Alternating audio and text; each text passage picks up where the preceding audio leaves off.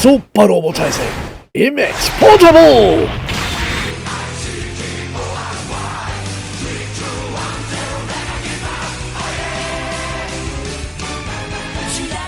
It's your boy Zappa, Daimyo no Super Robot, and welcome back to MX Portable.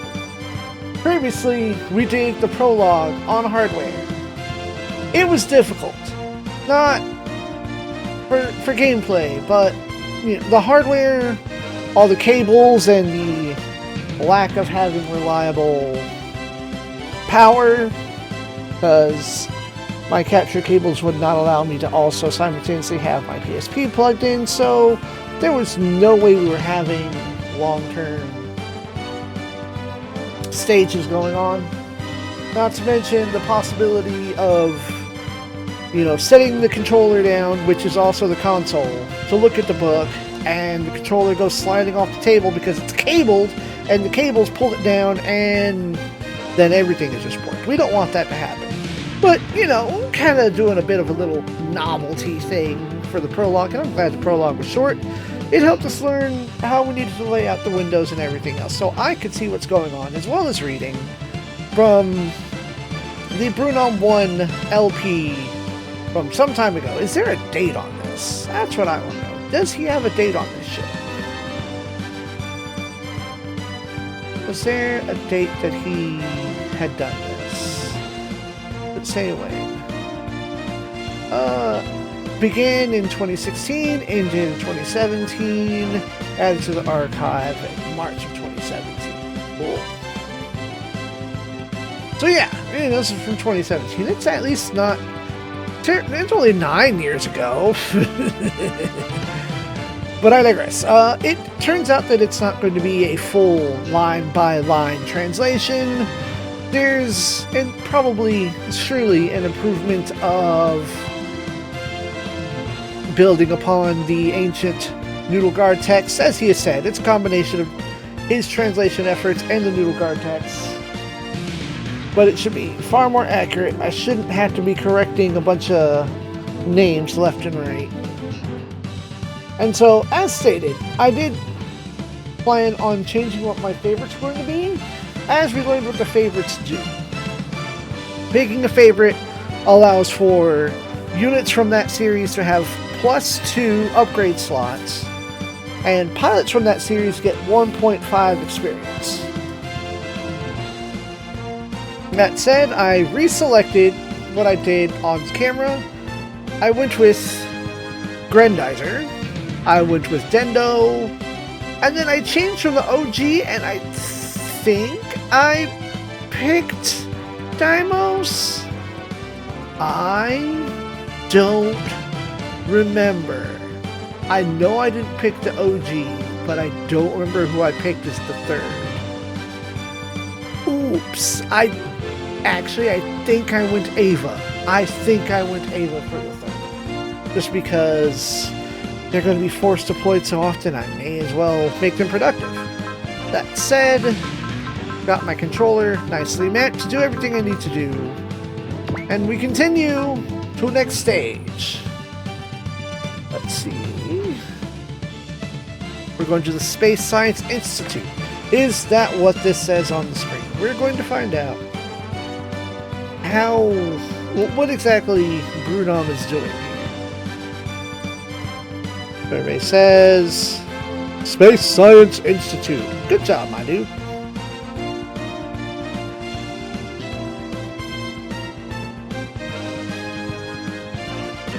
Got distracted. Space Science Institute.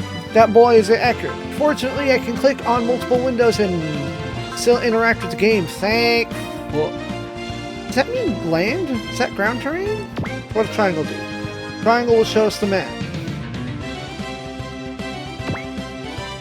No, we don't want to go in yet. What does square do? Square is an abbreviation. Square is a summary? What does this summary say? I just switched away from... Alright. Show me your lore. Coach Kautu's returned from studying in America encounters a serious group of flying saucers at the Space Science Institute of Astronomical Science. But, oh well, it's probably not that big a deal. Alright, yeah, we go. I can translate that going forward, because I don't see that it's covered on the guide. Let's go! Too many distractions. Hashi. Alright.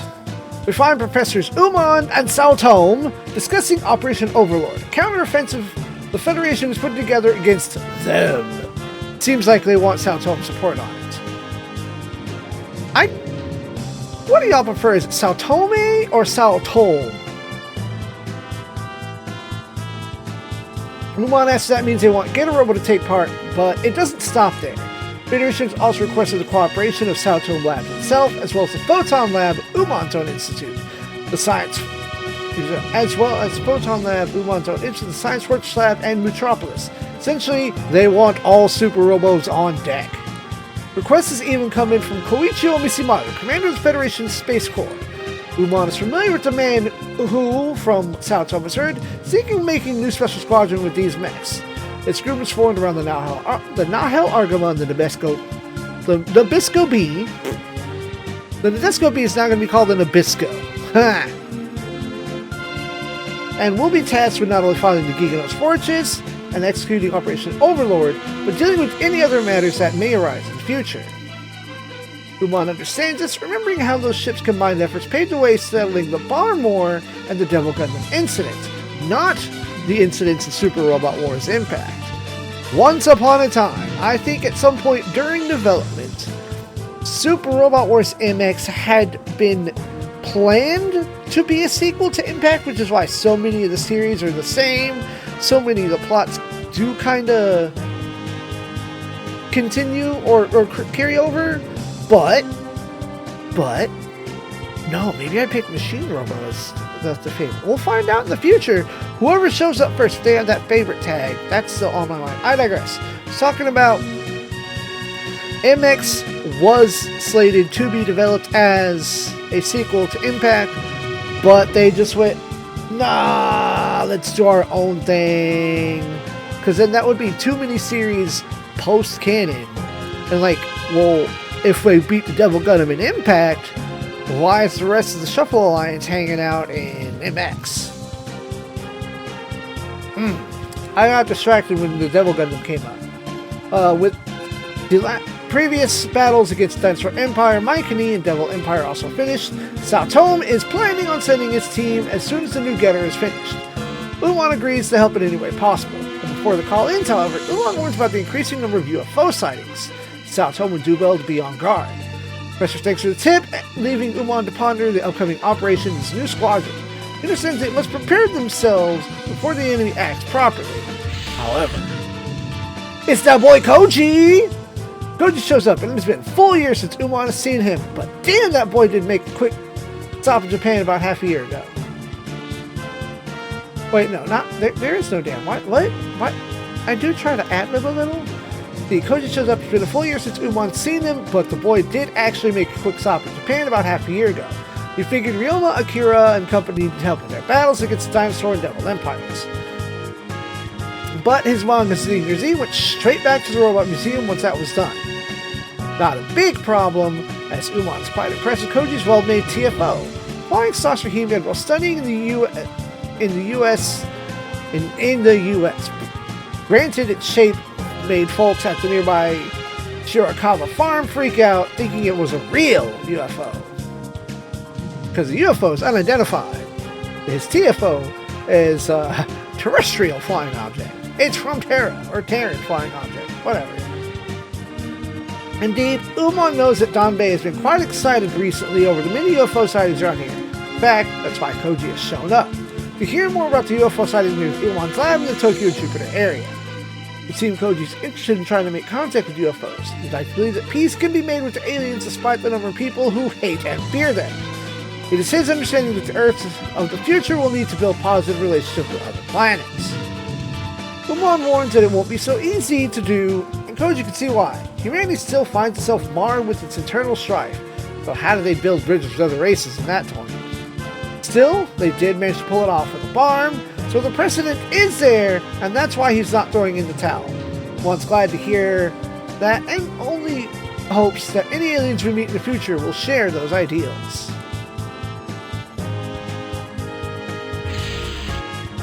But then our boy Daisuke comes in to discuss something with good old Daddy-O.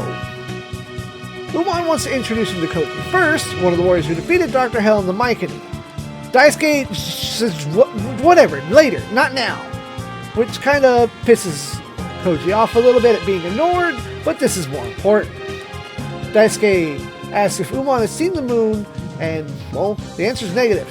Things only just now started to rise over the horizon, and, what? Why is the moon red?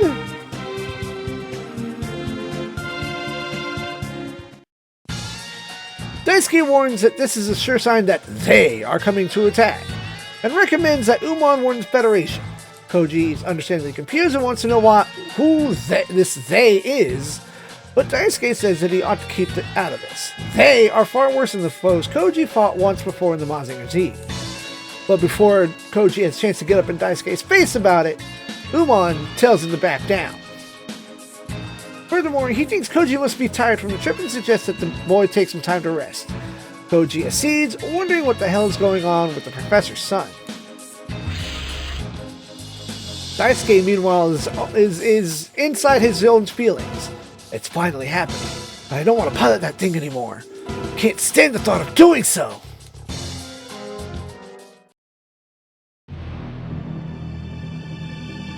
Stage 1. Aihōsha Tanata Yori, a visitor from afar.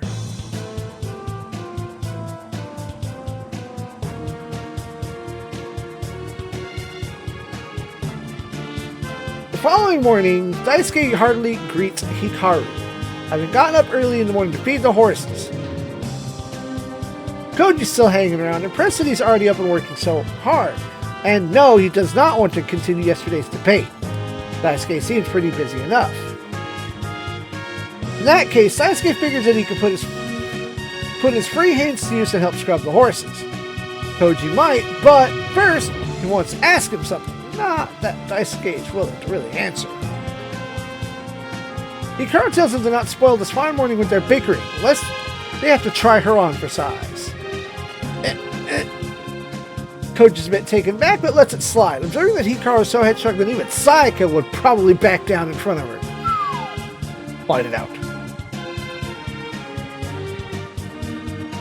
Did you say something? Hikaru bristles. No. Koji stammers in return. Fine. Hikaru turns to Daisuke and asks if he's seen her father. Indeed, he's been on the roof all morning. Hikaru sighs, figuring that he's searching for UFOs again. Even after the scene he caused yesterday when he mistook Koji's TFO for an actual one. This odd little old man is Danbei, Hikaru's father, and he waves at her from above. She chides in for wasting time with that instead of lending Daisuke a hand with the horses. Danbei takes offense at this, saying that he's chairman of the Friends and ETs Club. He's got a very important mission to keep an eye out for the next alien race to arrive, and he figures one's due to come over eventually following the Barmians.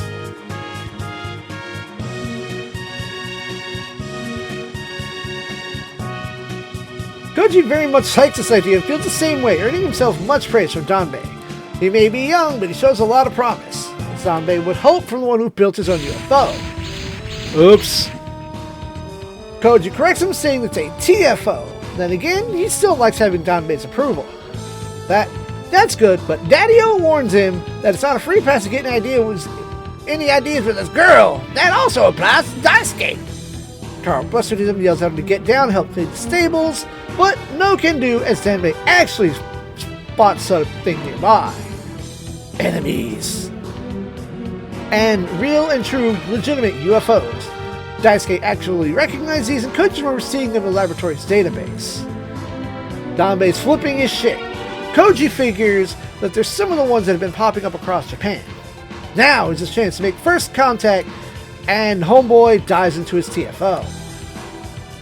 Daisuke tells him not to go, that this is a far well beyond him. But Koji demands to know what he's talking about. Does he actually know what these UFOs are? Daisuke claims it's not important, and Koji tells him that if he values his life, he's going to keep away from it. Koji wonders if Daisuke is one of those types who think all aliens are monstrous invaders. Doesn't he know the truth about the Barm War? Well, yes, he does. The Old Man and Jiroyer caused it as part of their plans. Jiroyer? I don't remember him. I remember Old Man was the king. Had they not assassinated the old Barm leader, the war wouldn't have happened in the first place, as Koji points out. Daisuke doesn't disagree, but says that these aliens are not Barmian. I'm still going to say Barm even though it says Bomb. The fan subs are what called them Barm. That's probably where I got it from. And Alpha 2 also. Koji should expect him to be willing to talk, but he protests, saying that there's no way of knowing without trying. Daisuke yells at him that he's the one who does not understand. Don't try to concept those things, damn it! Koji rightly tells him to fuck off with that attitude. Besides, he's never been one to not simply do something because people spoke against it.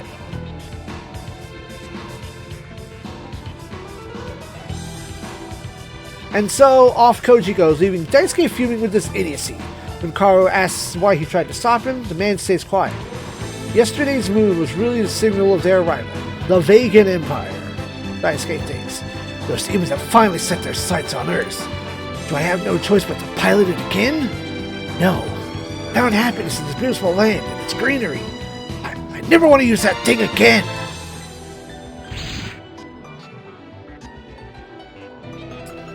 Meanwhile, Koji's already up in the air, and Danbei begs him to make a good first impression. That is of utmost importance. Yo, sounds good, Pops. He moves in closer to hail the UFO, introducing himself and asking for a positive response. Apparently, they heard him, but they make no other reply other than moving in. Daisuke yells at Koji to fuck off and run, but not before they started blasting.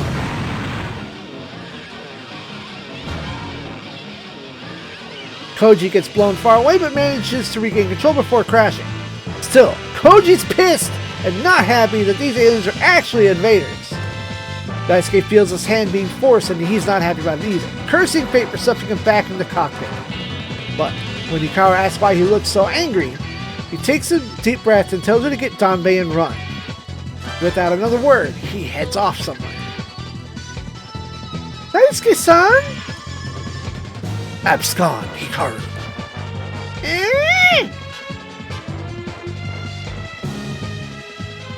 While Koji's trying to figure out what to do, Umon gets in touch with him and tells him to retreat also as well.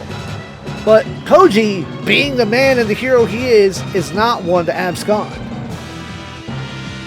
Though Umon protests that his TFO isn't a combat unit, he can't win. Koji retorts that he's dealt with worse situations and he'll damn it do it again. After all, the pilot. Over by the command UFO, Praki isn't impressed with the Earthling's flying saucer. More important is destroying the building that's gathering information about its horses. That will truly signal the start of their invasion of this planet. Objective: destroy the enemy. Failure! Any unit is destroyed.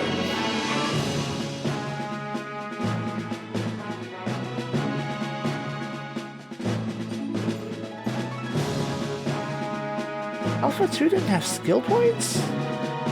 Nah.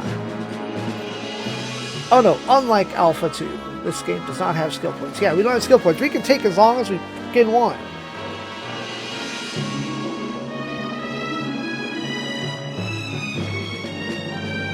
Oh, he has taken damage. Welcome to Team Kabuto Koji. Yo, okay. I was complaining last time that these options at the top were hard as hell to see. Nah, that's not just me. That is PSP. I'm going to see. We're gonna do this live. Get to.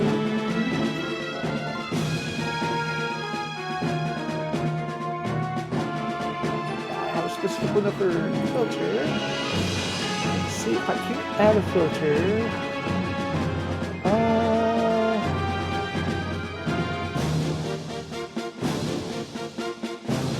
Carpet.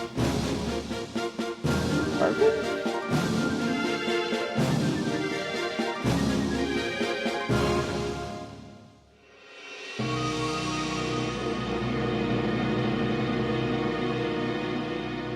I can try. We'll let that run. Sharpen it over. But what I wanted was color correct. Brightness. Ugh.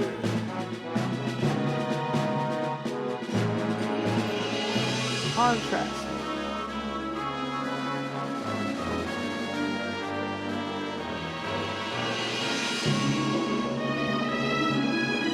That's just default. Sorted default. What is gamma?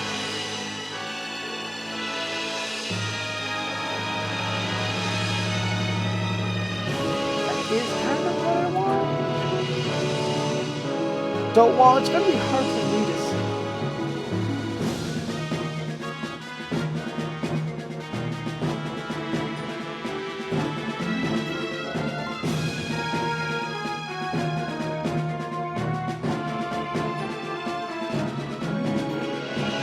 we don't want that. We don't want color setting.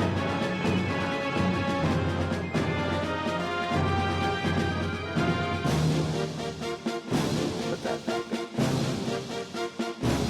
We are recording this adjustment live.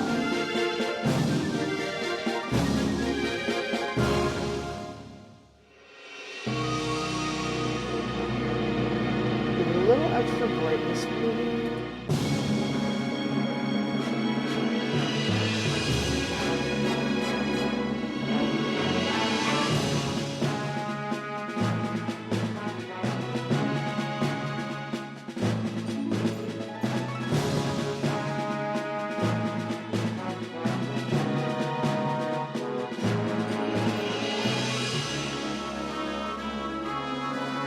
Now, does that make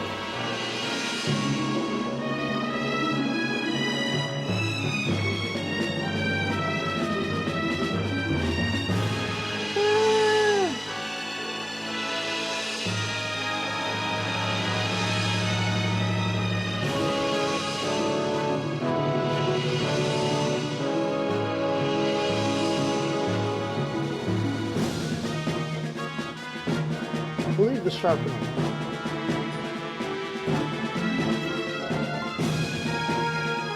Yeah, a little bit is fine, and it's only that. But yeah, all right, cool. Live adjustments. Sorry to waste time, but I think that's important for the viewer. We want pilot. All right. Koji Kabuto, prevail level 1, sword cut level 1, or deflect as it were. Assist an attack, which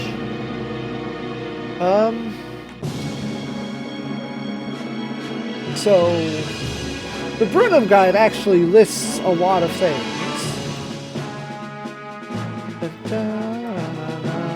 Assist attack, so we can actually look that up.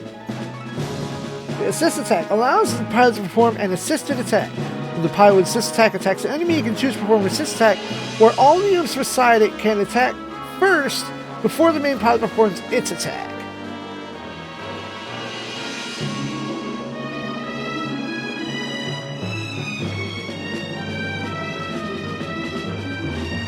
Okay, so assist attack allows the pilot to perform an assist attack. When the pilot with assist attack attacks an enemy, you can choose to perform that attack, where all units beside it can attack first.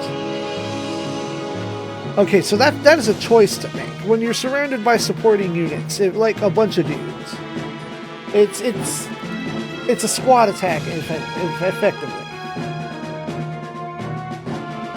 And then leadership and command is also similar, but not present at this time. Support defense, we know about support defense. Already has strike and regular guts. The TFO has a repair and resupply module. Excellent. And the TFO is a double SI, so it's tiny as hell. S in air, S in space. So it's going to make a good heal bot for the majority of the game once we stuff somebody with it.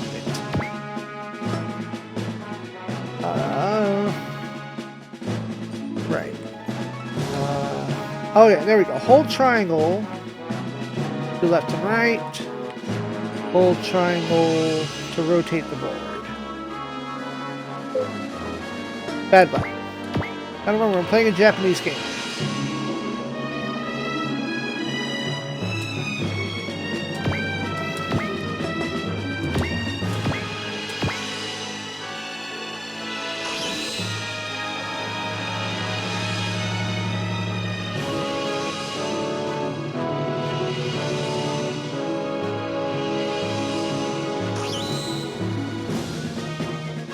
Hey, wait, are those guys going up to the lab? Oh, this isn't good. If only it could be used. But for that to be possible, he needs to willingly choose to fight.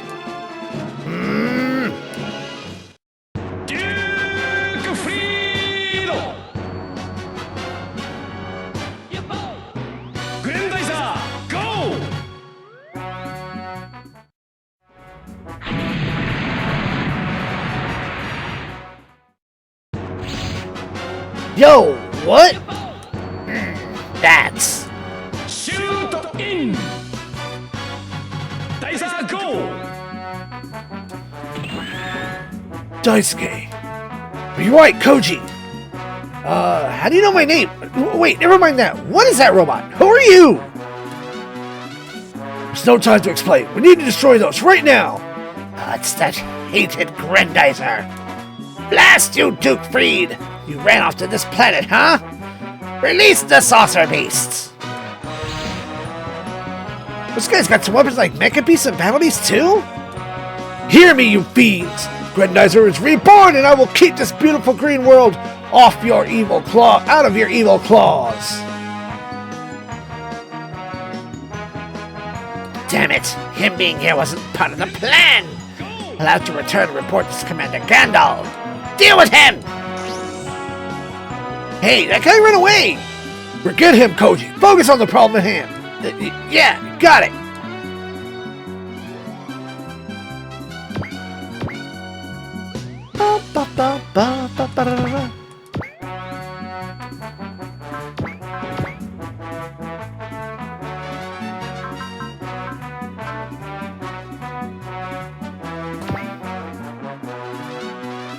Not cutting any more slack. If you're looking for a fight, you better not underestimate Koji Kabuto and his TFO!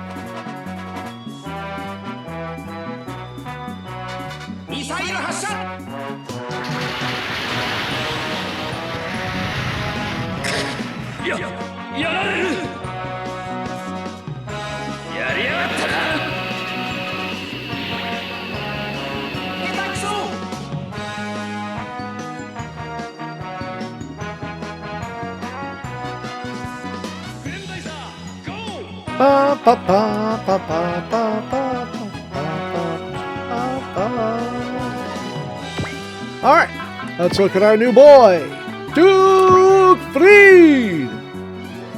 Prevail level 1, parry level 1, call it sword attack, deflect, parry, whatever you want to call it.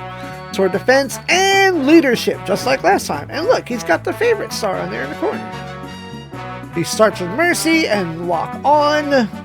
Probably never going to use Mercy. I can think of like exactly one use case for Mercy.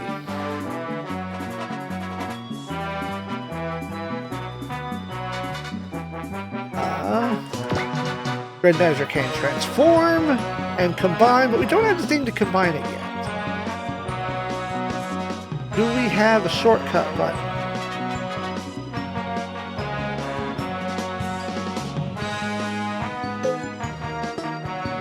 We do not have a shortcut button to transform. Some games allow you to map a shortcut button, so you can say, oh, push this combination of buttons and it will just cycle through its forms. Grendizer. Cool. Let's see. You know what? I will go ahead and read the blurbs about the characters. Why not? The dude took the time to write them. Let's do it. Right. I'm not too worried about. You know what? Let's do it. Freaking Ragdoll's doing it too. It's worth reading. Koji's voice actor is Hiroya Ishimaru, known in other works as Agrippa and Turner, wrote him as Prime and Transformers, and Launchpad and DuckTales. Koji is a prototypical super robot pilot, very bulky and prefers physical attacks and isn't too accurate at dodging. His morale growth is good, which, that is the thing in this game. Spirit Command suits him perfectly, and he naturally has assisted attack, which is always nice in this game. And that can't dodge bit doesn't matter because he's using a big cheat code called the TFO. While it was dodgy enough in Z, it is not untouchable in this game. The TFO has SS size. The size of which smaller units deal less damage but have an easier time dodging and hitting, which is the opposite is true. SS is the smallest, and there's only like 2 or 3 units that small. Natural S ranks in both air and space, which I addressed earlier. Let's see, it's how well you control persons in the terrain, as well as how well it is handled, better ranks, and easier to dodge. And to top it off, the TFO has 120 mobility on it, which is a good ass start. Big variable in the dodge roll. You need more of this to get better dodge numbers right off the box. Not even real robots can compete with this thing. Of course, it's a little weak, and you'll find to be an excellent support unit for pretty much the whole game. And then scrolling back down, there's no commentary about the box yet because we haven't got a box to drop. All right, go back over here and put the boy on screen. Duke's voice actor, Koichi Yamadera. In other works, he was Gyune in Guitar's Counterattack, Spike in Cowboy Bebop, Tomoru in Oregon, and many more. He's very similar to Koji. He's worse at dodging, but better at everything else. This game does not have Dicer power to give him a damage boost later on, but the Grendizer still hits like a truck, and the leadership skill will really help squeeze out every bit of extra free damage. Duke is a naturally good skill set, makes him more likely to crit as well. Phaser can fly and moves one space farther, but is weaker and has less expensive moves. Actual robot form is the opposite, stronger, land-bound, and many energy-heavy attacks. You can switch forms by pressing the triangle over the unit or by selecting the transform option. Not in the portable. Unless.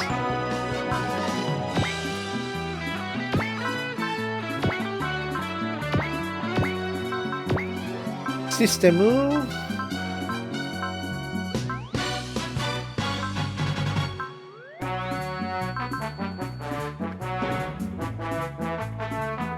I don't know what this means. I'm going to leave that alone for now.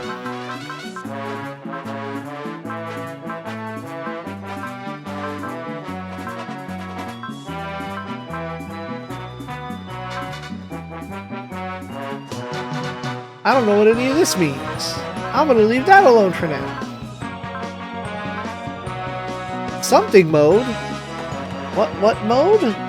Yo, we're learning new shit. This is whack. This is wild.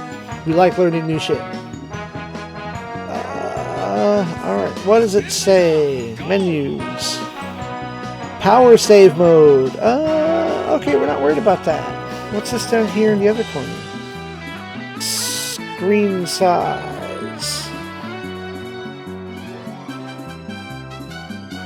Combat demo zoom.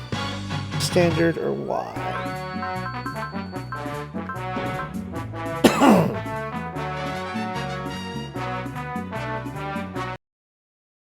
Uh-oh. I seem to have broken something. Oh no, I seem to have broken something. This is bad. Hold on. I didn't break anything. My dumbass actually turned on power save mode, which turned the music off. We don't want that. Which also turns off everything like animations and whatnot. I'm dumb. I'm a goober.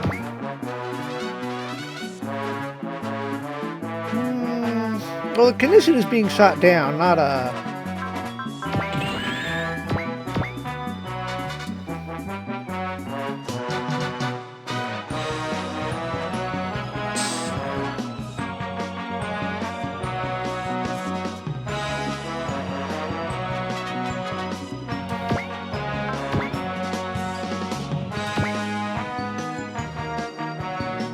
Back to the guide. Alright. I will not let you do to this beautiful earth what you did to the planet. Bleed!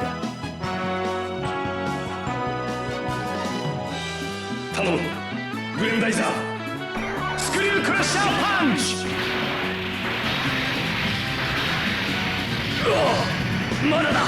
Mada ochizu! Eh! Yoshi, 大したことはないな。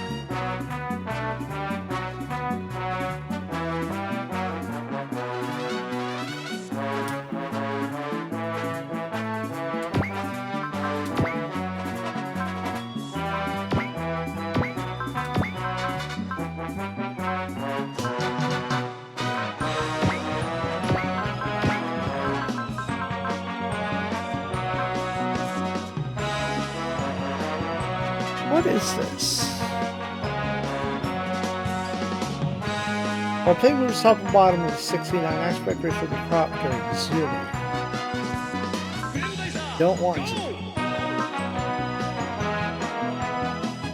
Green color on the screen will display the 69 1 speed aspect will stretch horizontally.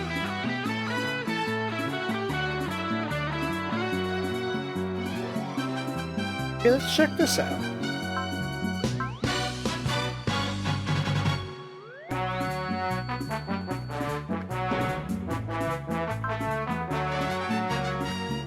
What about our menus up here? Because I heard you could change screen side, move cursor, surface, play, standard, tribute, wait.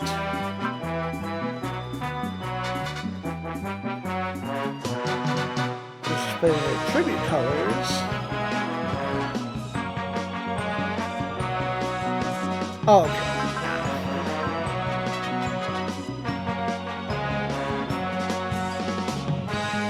Fixed. Oh, we done that. I can use it. What do we want here? Units background music will be used as the battle demo. Pilot's BGO.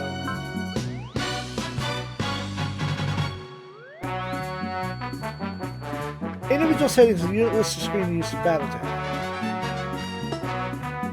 Which means...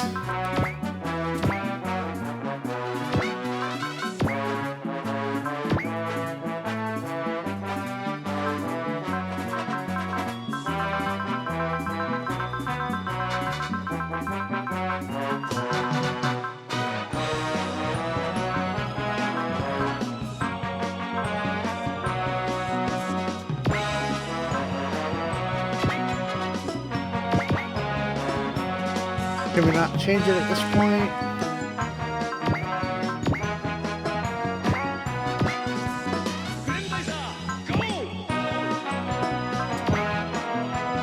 Battle save. Go!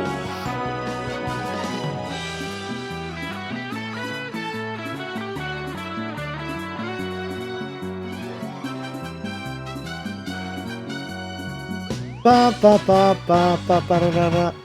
Alright. Hopefully, all these delays in playing with the system settings will not be an issue going forward. They shouldn't be, because now I've played with them.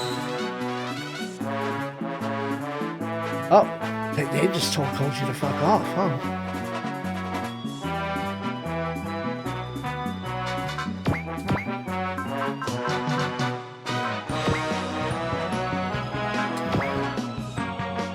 Okay, we put all these in 4x3. I thought.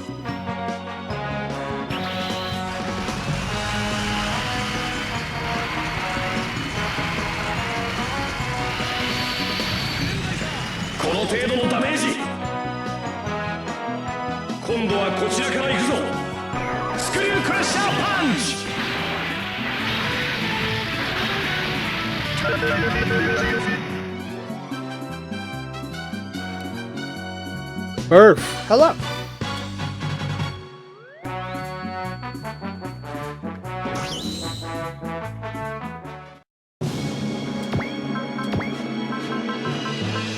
Oh no, I had combat in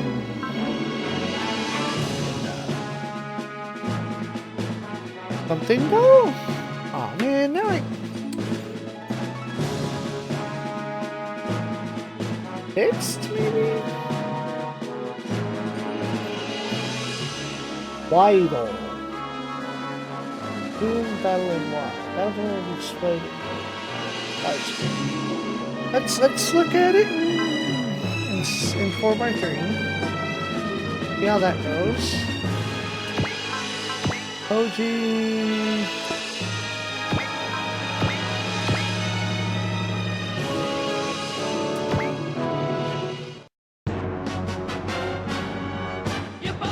It's still 4x3.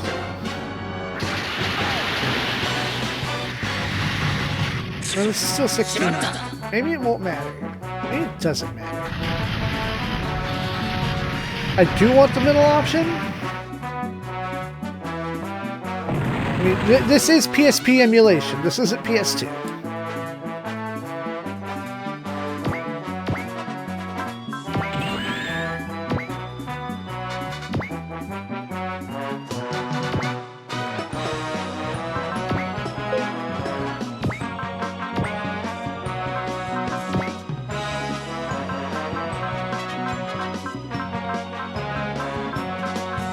Why can't I change the music? What is the button to change the music here?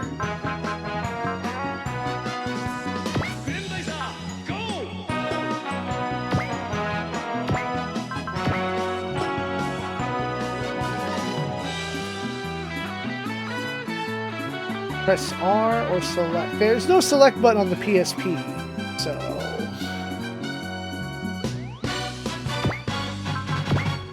It keeps going back to one.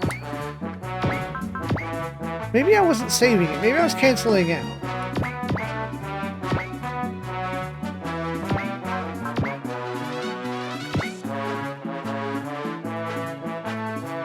There it is. これ以上はさせんぞ。ハンドビーム。やられる。やりやがったな。この程度だ。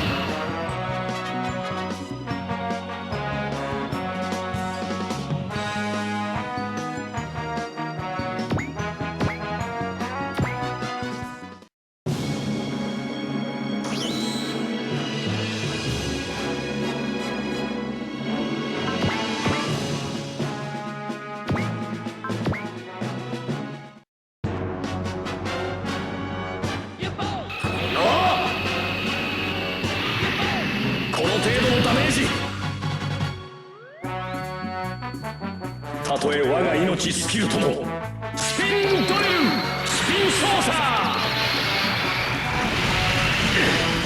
やられる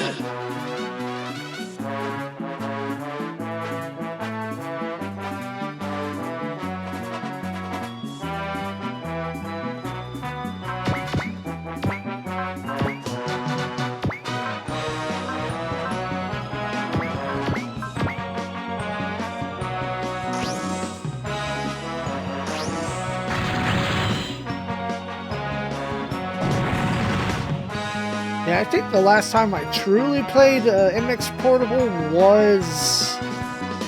Oh... At least 18 years ago at this point. Which, you know, the game was only a couple of years old at that point. Because I'd played MX, and I'd beaten MX long before I had this.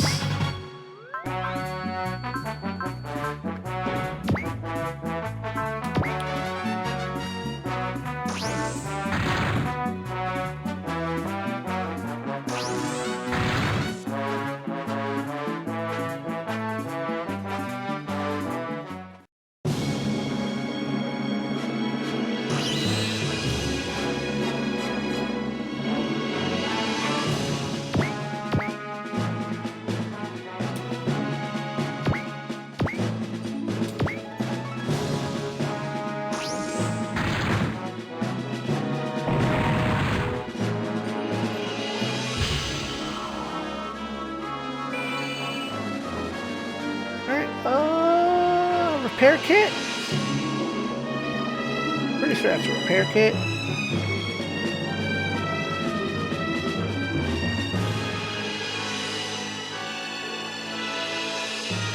Item get repair kits. Probably.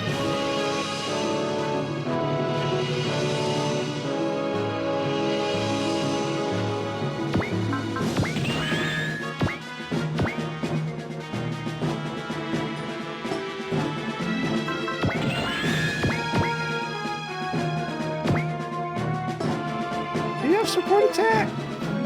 No, just defense. Oh, do you have support attack? No, just assist attack. So, neither of them can really utilize their support systems. I mean, Koji can defend.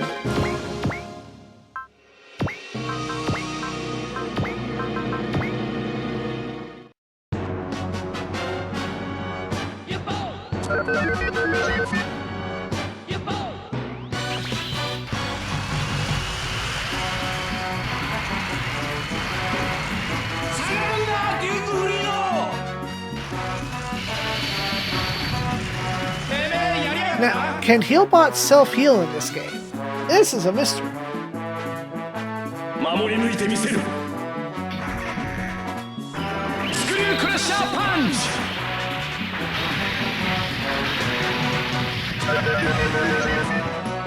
Good enough.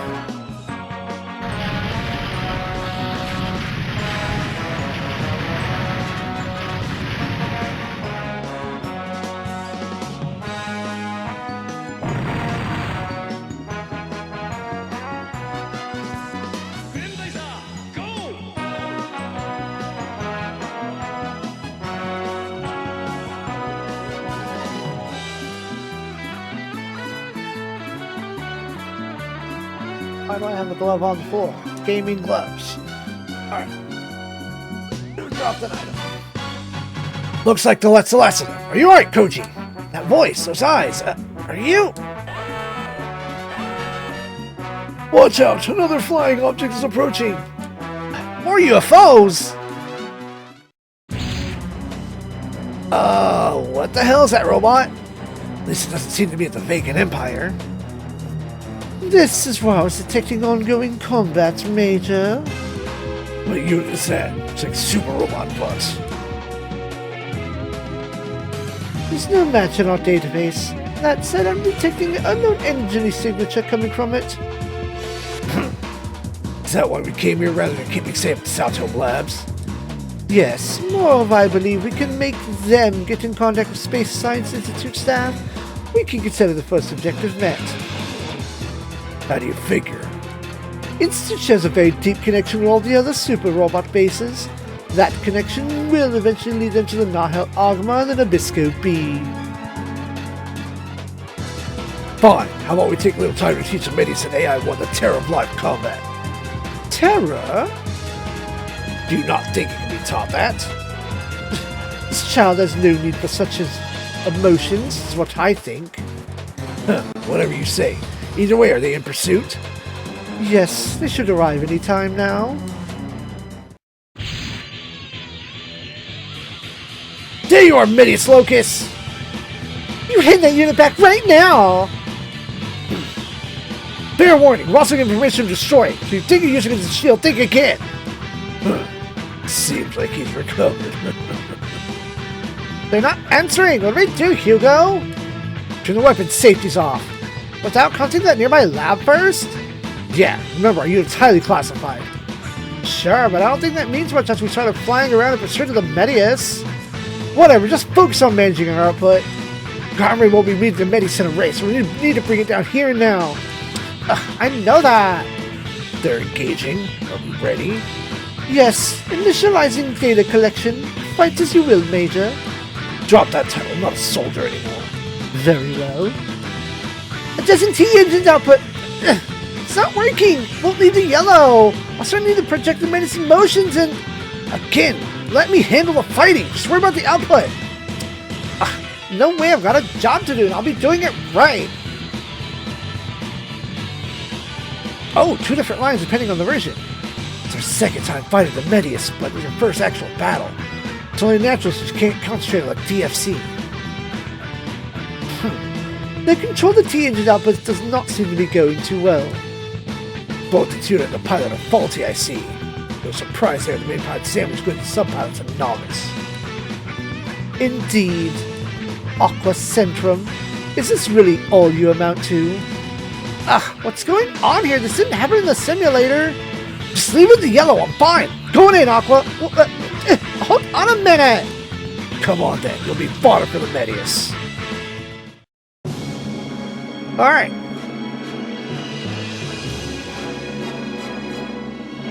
So, oh wait, it's not even our turn. We can't do shit. We can throw hands. We will throw a hand. Literally.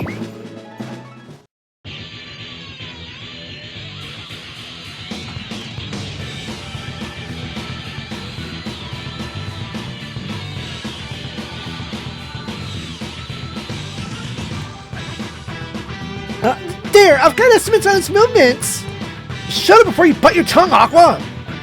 Let's begin the show. Show me what that Garbraid can do.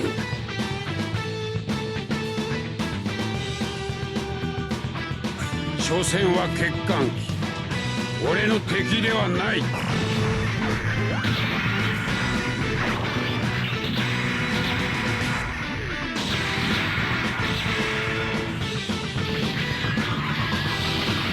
その程度で俺を止められると思うな。まだ決着はついていない。フラッピーレイ発射。そのような欠陥機でメディウスを取り返すつもりか。That move! Not bad at all. The Vanities seem to be strong enough to face the Medius. There wouldn't be any point in this if they weren't. Can't be. What is it, Hugo? Nothing, don't worry about it.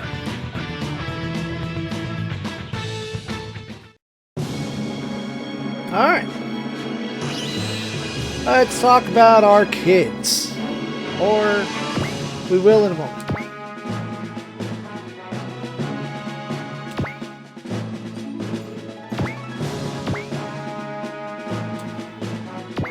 Prepare the boy.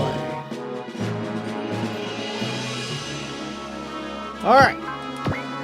We did kind of go over this in the prologue episode, but let's read what Brunon has written. Pilot. Let's see. Hugo's pilot skills. Fortune. Money earned plus 20%. Ward attack, support, defense level 1. We're very familiar with those.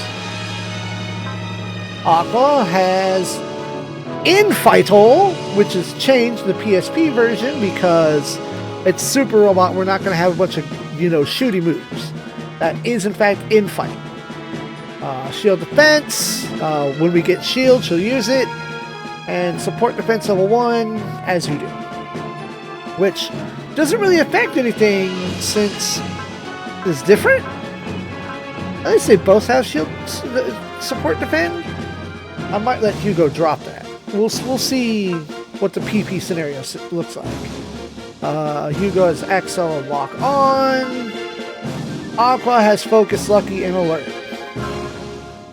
Hugo's voice actor, Hiroki Takahashi. In other words, he's Ryu in Street Fighter, Arthur in C Destiny, Junoichi or Joey in Yu-Gi-Oh! Japan. Aqua's voice actress is Yuri Shiratori or Rina in Ace Combat 3 Electrosphere, Volcanon Magic Knight Raiders, Yukinon, Yu Yu Hakusho. I kind of wish they'd focus on maybe just mecha roles, but it seems like maybe they focused on more most likely popular roles. Something that Brunon figured would be the most well-known. As to continue reading, Garbraid is a very standard super robot. Bulky with absolute for range. While its reaching attack is 4, which is even worse than Yi Gonlian. I guess he played Z before this. That's a second Z reference. While Hugo has dirt cheap Axel and Aqua Spirit Command, and some nice bit of utility and survivability. It should be noted that Hugo's a bit of an odd pilot. His defense stat is pretty low compared to the likes of Duke or Koji, but his evasion is good. That indicates the Cerberus would have been a better fit until you look at his range stat. That would be the second number on the right. Hugo's range stat is trash. The Gauntlet will be getting a lot more bulkier with its upgrades, but until then, don't expect it to shrug off hits as well as the Grendizer can.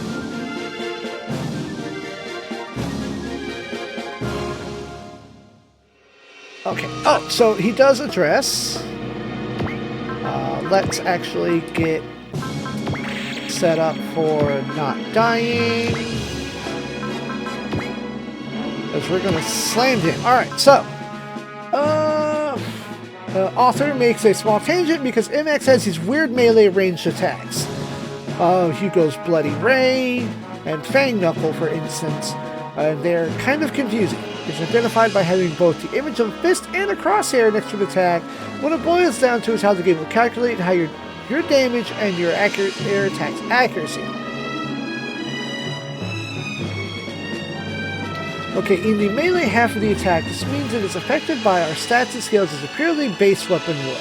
Meaning the melee stat and skills like infight are the only things that'll raise its damage. What the range half of it affects is that it makes her attack count as a range attack in the accuracy calculation. Melee attack considers the target's terrain when it's calculating hit percent. That is, if you're grounded and you attack an air enemy, it considers the air formula. It is calculating where you're going to, not what you're standing in. Where the attack is going is what it calculates. A ranged attack, however, considers the attacker's own terrain in the rating formula. Okay. In essence, if a unit is, say, crap in the air and tries to melee a flying enemy, it's going to have bad accuracy. However, a melee range attack from the ground will hit a flying enemy with its accuracy as if it were grounded. Interesting. Big science.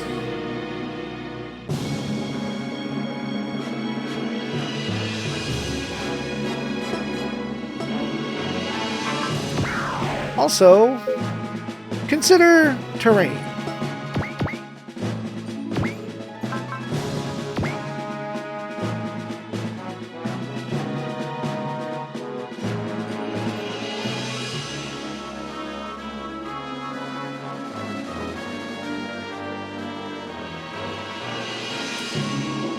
Alright, let's get in there. Brunom has written many things, so I'm going to give him the time of day and read what he wrote. Respect the author. Especially this guy. Respect this man.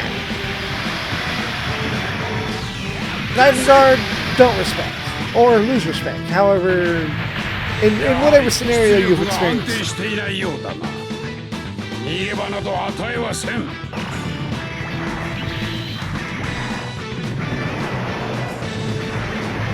Cool.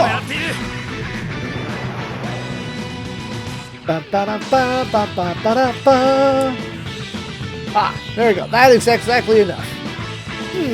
AI one's reacting against this. What's so funny? Think I got the first taste of terror of live combat? No. This is not possible.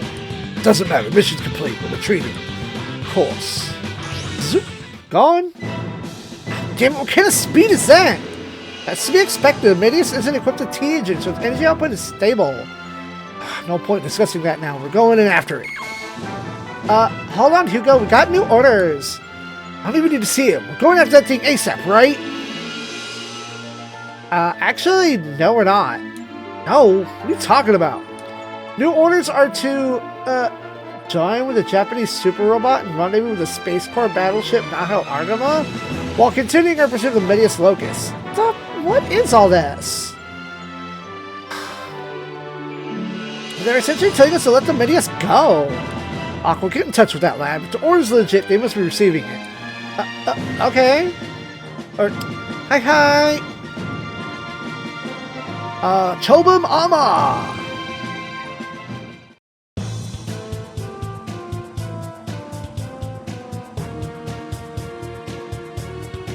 Yes, my book does designate who drops what. Cool. Many things were dropped. Meanwhile, back at the lab, Daisuke realizes that he couldn't fool Koji and tells him that he is, indeed, the pilot of the Grendizer. Umon confides that Daisuke isn't his real son. Rather, he's the prince of the planet Fleet in the Vega Nebula. Dude, Fleet! His world was an advanced one of science and peace until the dreadful King Vega decided to conquer the entire nebula. Innocents were slaughtered, the Greenland was consumed in flames, and within the burning palace, Duke's parents and sister had perished. As for the Grendizer, it is a unit that his father built, embodying the total scientific knowledge of their world as a defender of universal peace. However, the machine's power had caught the eye of King Vega. He wants to use it to fuel his galactic conquest. He cannot let it fall into that man's hands, so he left Planet Fleet with it and, after a long voyage, found the us. By mere chance that Umon found Duke, half dead, shortly after he had crash landed in the mountains of Japan. Umon felt fate's hand at work in the encounter, like there was a connection between the two, and thus began the fated father-son thing about 2 years ago. Regardless, Umon wants Koji to keep the secret lest further misunderstandings arise if others find out about Daisuke's origins. Koji will do that. They've got bigger problems to worry about though. King Vega never lets his prey escape, and that prey is now Earth. It's certain that he'll be sending his men to attack this beautiful world yet again. But indeed, and from where Umon is receiving, it appears that Southholm Labs have also been attacked by Vegan troops at about the same time that this place was. Fortunately, details are still a bit sketchy, and he doesn't know what happened to the Getter team. The lab itself is safe at least, and Koji's pretty sure that they're all fine. Oh, there's Ryoma. Regardless, Daisuke sees this isn't just their problem, and Umon says that it is precisely to deal with the various problems like this that the Federation wants to make use of that new special squadron. Squadron? Umon tells him that it will be an independent squad with the Nahel Argama as one of its flagships, and said ship which should be descending upon Japan soon. Koji has heard of it. It's a mothership of the Gundam team that played a great part in bringing the end of the Neo-Zeon conflict. The difference is, this time, they're bringing in more stuff than just Gundams aboard. Daisuke asks if they'll need to join the Federation army if they want to help with that. But no, it has been arranged for them to be just civilian supporters. Koji's down, and if it will help us keep the Earth from falling into the Vegan Empire, well, they can't really afford to ignore the Giganos of Tokyo Jupiter either. Tokyo Jupiter! I just love seeing that big ass fucking block of English text. Umon apologized for leading Koji back into the battlefield, but really, he doesn't care as he was already planning on doing so when he got back to Japan. Daisuke himself remains quiet, pondering the rumors that he heard while traveling in space. Vegans may not be the only alien group with an interest in conquering the Earth. But when Koji gives him a poke about it, Daisuke concedes that he can't well run from his fate now that he's chosen to pilot the Grendizer yet again. And this planet is his second home, so he shall tag along. Two will be heading for Southholm Labs, and they will not do so alone.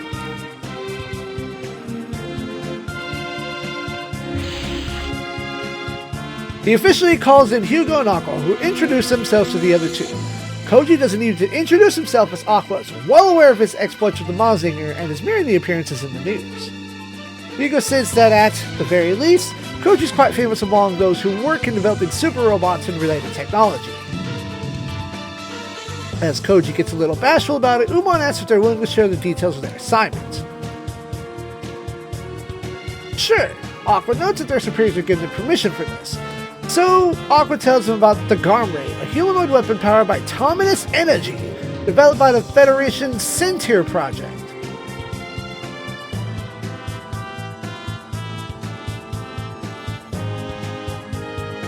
Tominous Energy... PE...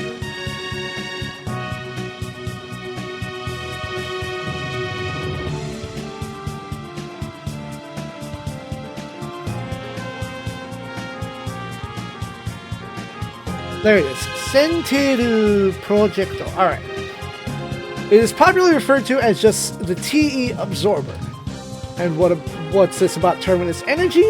It is a previously theoretical form of energy discovered by Professor Mital Zapata that exists outside the four fundamental interactions in nature: gravitation, electromagnetism, strong nuclear, and weak nuclear reactions. Koji's heard about this in his studies in the US, but understands it's pretty hard to collect or control. It is said that this energy is present everywhere, so does that mean the Garm Raid can run indefinitely if it's using it? Well, no, not quite. Aqua says the T-engine is still undergoing adjustments and its output is, thus, unstable. So various auxiliary electric power sources had to be used as well, and Aqua always has to be on board to keep the engine under explicit control.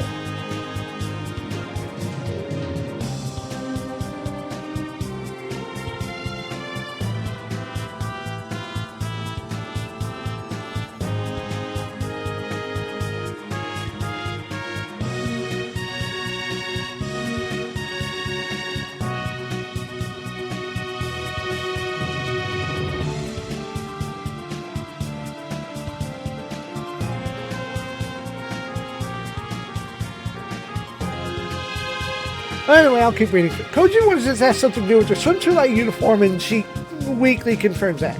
It is part of the direct feeling control system, which requires her to leave some skin exposed.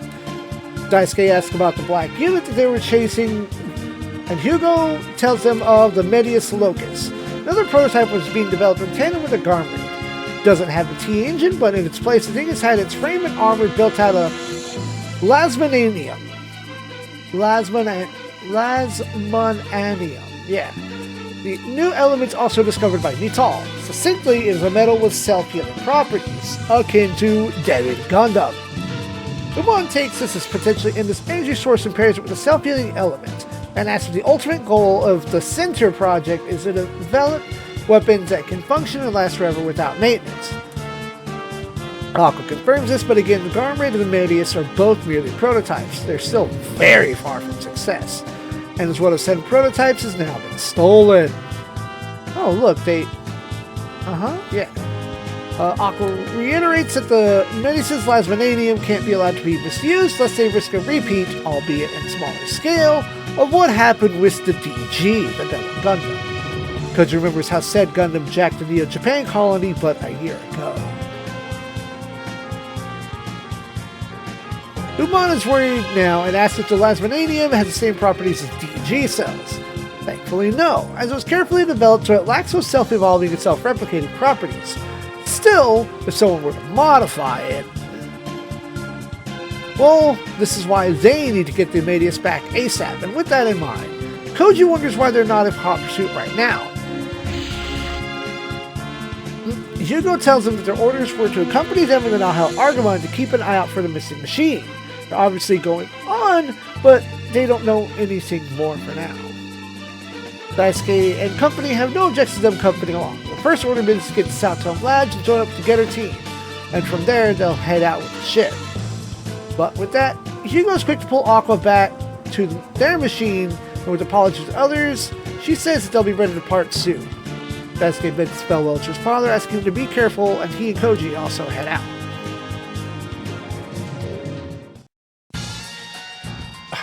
Hey, Hugo, hold on, what are you in such a hurry for? Those orders are really too weird. Huh? Why don't we join Nahel Argamon? If we do that, we'll only increase our chances of getting pulled into battles. And there's absolutely no guarantee the Medius is going to cross our path. Now, on top of that, the case of our assignment was to change bothers me. It's pretty clear there's something going on behind the scenes. Yeah, to say nothing of the fact of how easy the medicine was stolen. Don't suppose it'd be wrong to assume that someone within the Center project is behind all this? You think it's Professor Mital? Maybe, but then I don't know why only the Medius Locus was stolen. His plan was to sell to another organization. He'd have taken the Garm Raid as well. Well, true, anyone who wants to reap the fruits of the Center project would have both the T-Engine and the Lasmananium.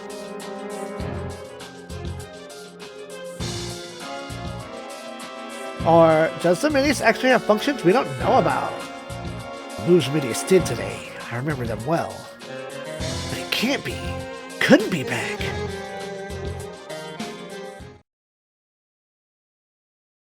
Elsewhere, meanwhile, at the Skull Moon base, over by the Vegans' headquarters, Bracky has just told Gandalf, this guy with the purple bodysuit, the news about Duke Fleet. Furthermore, the commander is not too happy with his underling for turning tail and running at the sight of it. Bracky argues that it was to bring this piece of information to as quickly as possible as he could, but that doesn't stop another officer, Melendos, from sneering at what a wimp he is. Melendos himself has just returned from his mission on Earth, where he went to make mincemeat of some red robots. Unlike the other incompetent folks, Bracky sees. With that in mind, Gandalf gives him the job of eliminating the Grendizer. Bracky protests that that was his job, but Melendos tells him to shut up and help Gandalf get the Skull Moon base set up. Meanwhile, he's going to go and claim Duke Fleet's head. Good. Gandalf's eager to behold the might of the captain of King Vega's royal guards.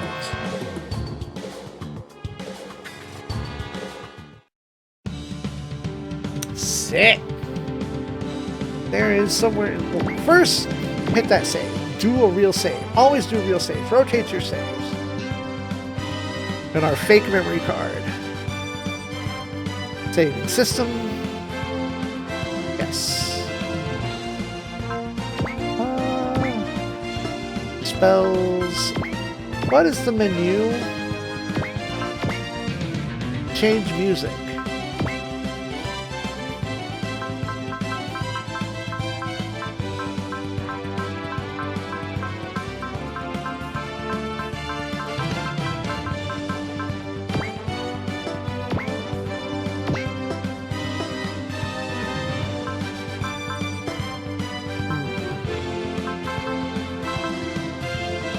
Now that's going to the next stage.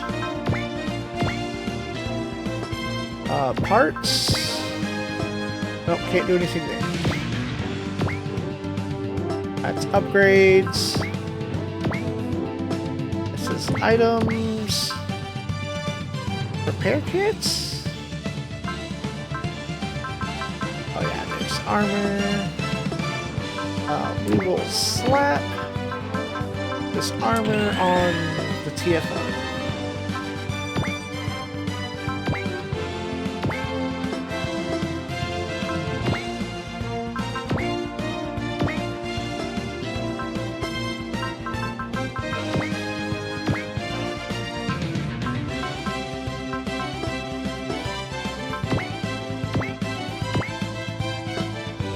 This is pilot point spending, which can't do anything with those meager amount of points.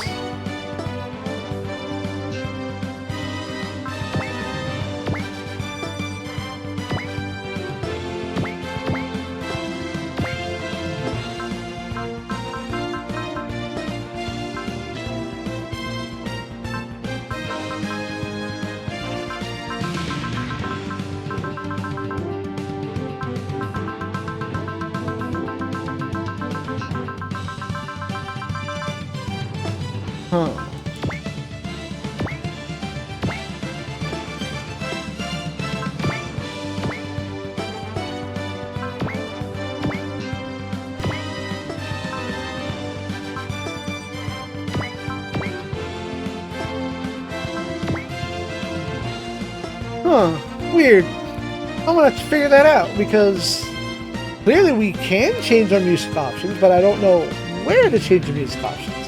I digress. We took extra time on this episode to explore menus and figure it all out. Next time, get a robo. All combat is over. Now that you've tasted victory, I'm sure you'll be back.